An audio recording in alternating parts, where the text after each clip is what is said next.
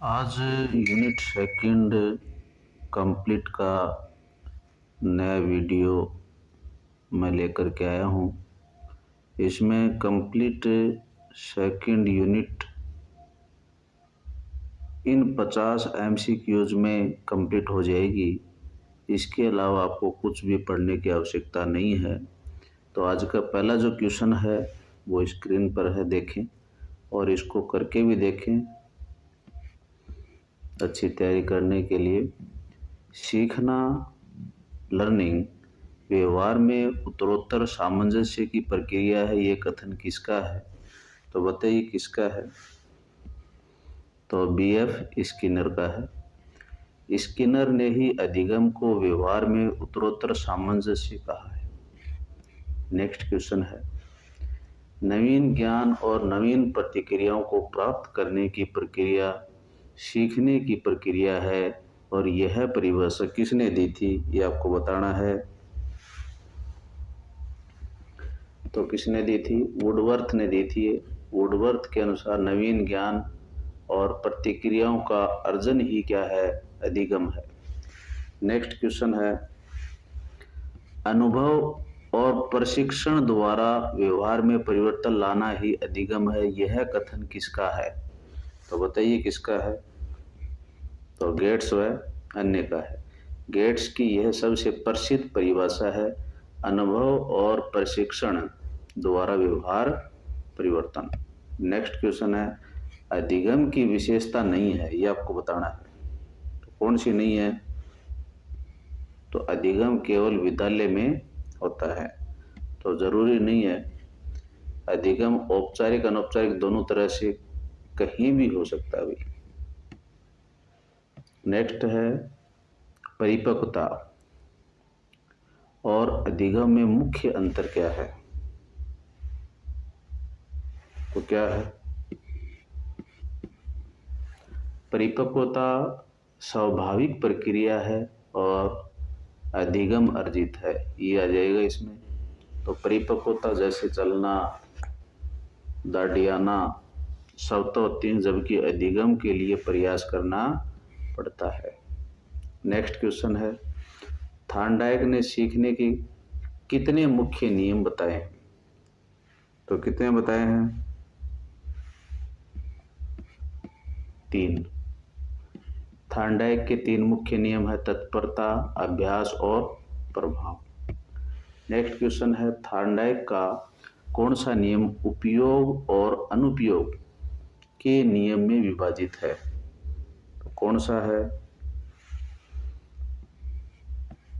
अभ्यास का नियम।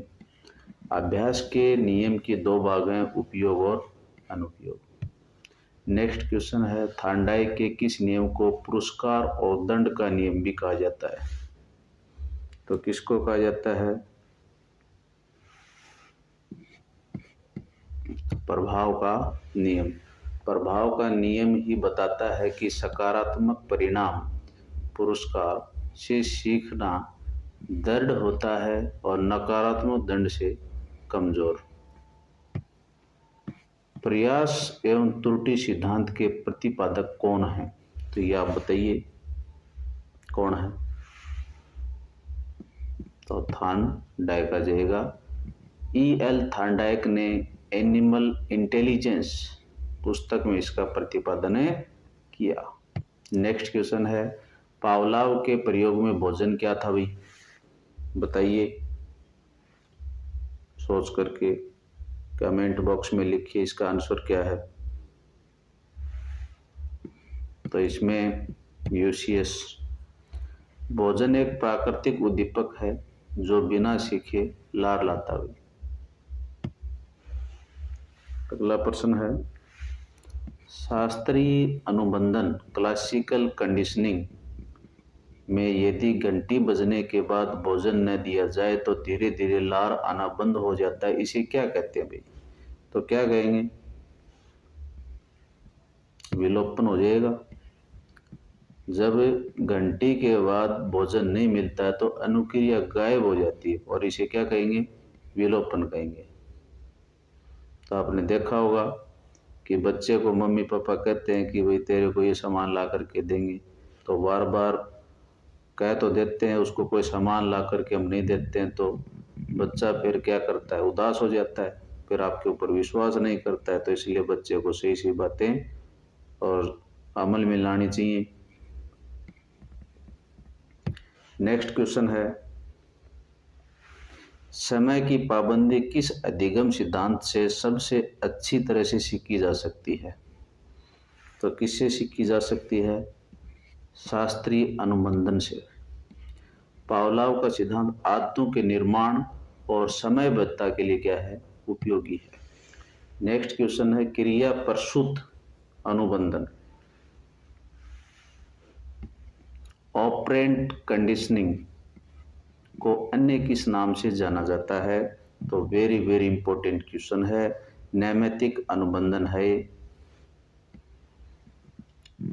इंस्ट्रूमेंटल कंडीशनिंग स्किनर के सिद्धांत में प्राणी का व्यवहार परिणाम प्राप्त करने का निमित्त मतलब साधन बनता है। नेक्स्ट क्वेश्चन है, स्किनर बॉक्स का प्रयोग किस जानवर पर किया गया था? तो किसके ऊपर किया गया था भाई? चूहा और कबूतर के ऊपर। स्किनर ने मुख्य रूप से सफेद चूहों और बाद में कबूतरों पर प्रयोग किए थे। अगला प्रश्न है, पुनर्बलन रेनफोर्समेंट की अनुसूचियों में सबसे प्रभावी कौन सी मानी जाती है? तो कौन सी मानी जाती है? वेरिएबल रेशियो, तो चर परिवर्तनीय अनुपात। तो जुआ इसका उदाहरण है। इसमें पता नहीं होता कि कब इनाम मिलेगा, इसलिए अनुक्रिया सबसे तेज और स्थायी होती है इसमें। इसके बाद में अगला प्रश्न है, व्यवहार को छोटे छोटे चरणों में पुरस्कृत करके सिखाना क्या कहलाता है स्किनर के अनुसार? तो क्या कहलाता है? तो शेपिंग। इसे कर्मिक सन्निकटन भी कहते हैं। जटिल कार्य सिखाने की यह क्या है? विधि है भाई। नेक्स्ट क्वेश्चन है, कोहलर का अंतर्दृष्टि सिद्धांत किस संप्रदाय की देन है भाई? तो किसकी है? तो गेस्टाल्टवाद की। गेस्टाल्ट का अर्थ है गुणाकार। कोहलर, कोफका और वर्दिमर इसके क्या हैं? प्रवर्तक थे। नेक्स्ट क्वेश्चन है, आहा अनुभव किस सिद्धांत से संबंधित है? तो किससे संबंधित है? तो अंतर्दृष्टि सिद्धांत से। जब समस्या का समाधान अचानक दिमाग में आता है, बत्ती जलना, तो उसे आह अनुभव कहते हैं। अपने साथ में भी कई बार होता है ऐसा। अगला प्रश्न है, अल्बर्ट बंडूरा के सामाजिक अधिगम में मॉडलिंग के 4 चरण सही क्रम में कौन से हैं? ये अभी लास्ट में जो एग्जाम हुआ था 3rd ग्रेड का, इसमें आया वह प्रश्न है। कौन सा है?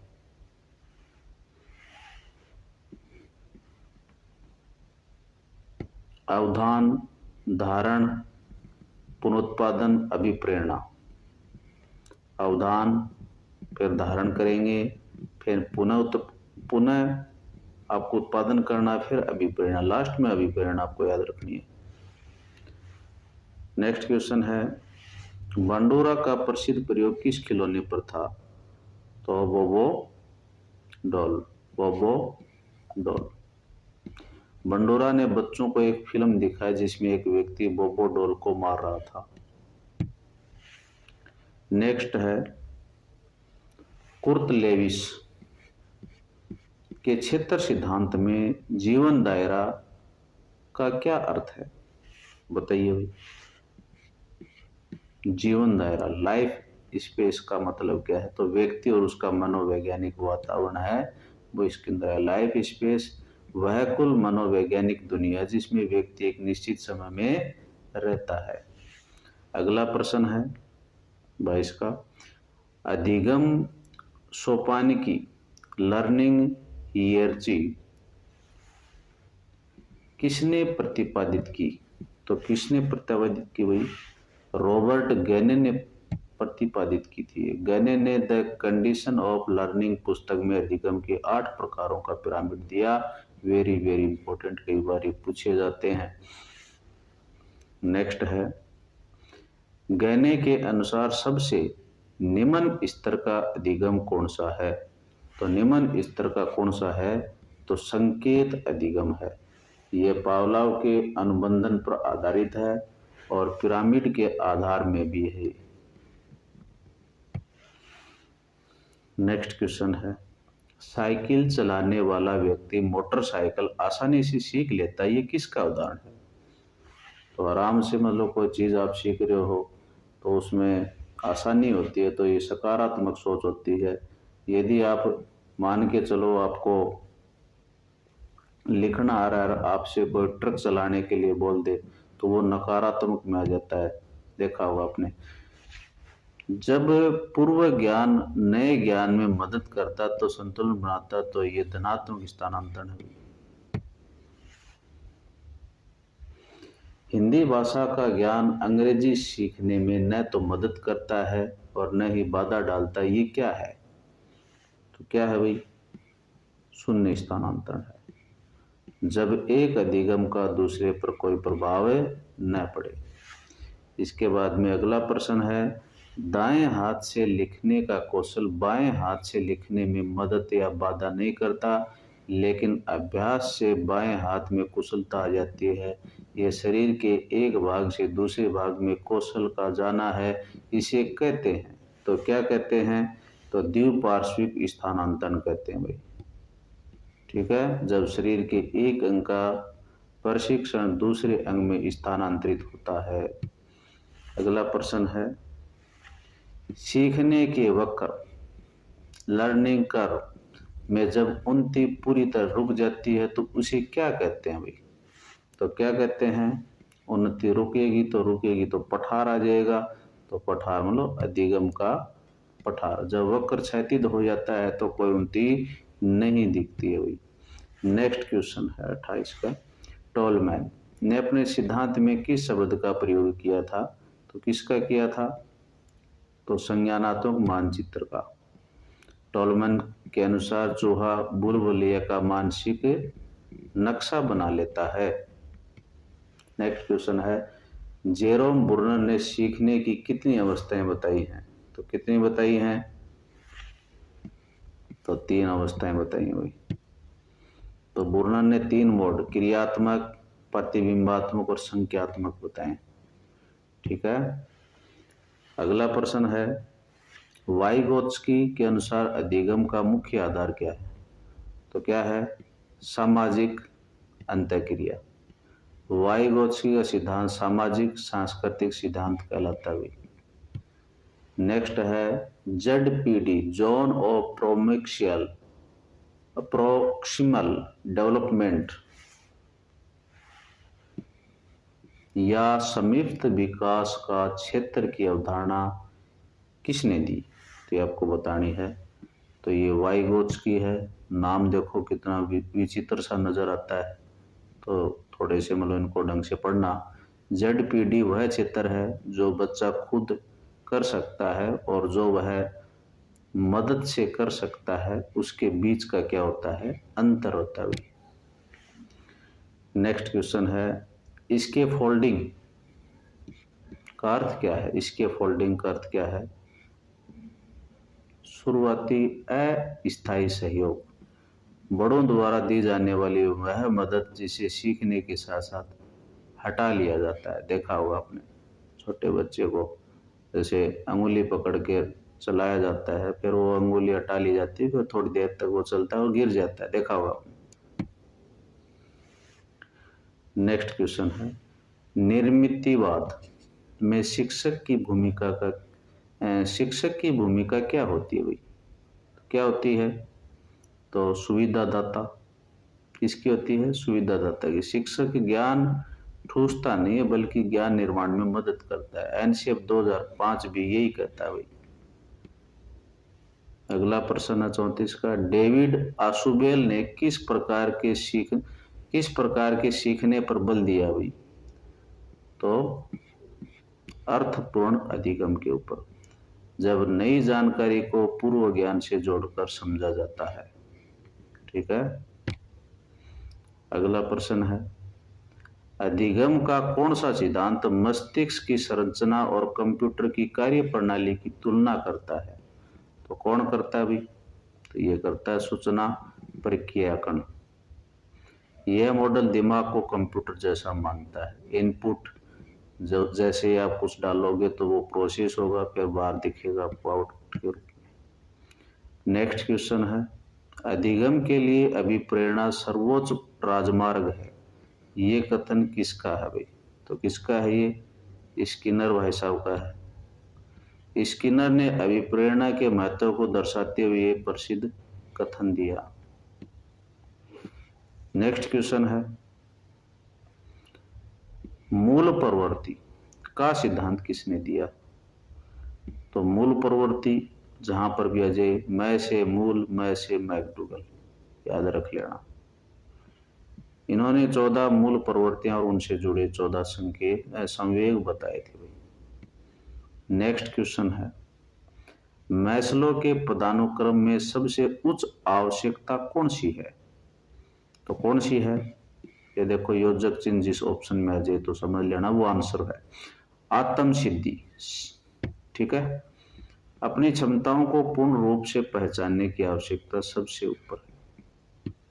नेक्स्ट क्वेश्चन है, उपलब्धि अभिप्रेरणा का सिद्धांत किसने दिया था?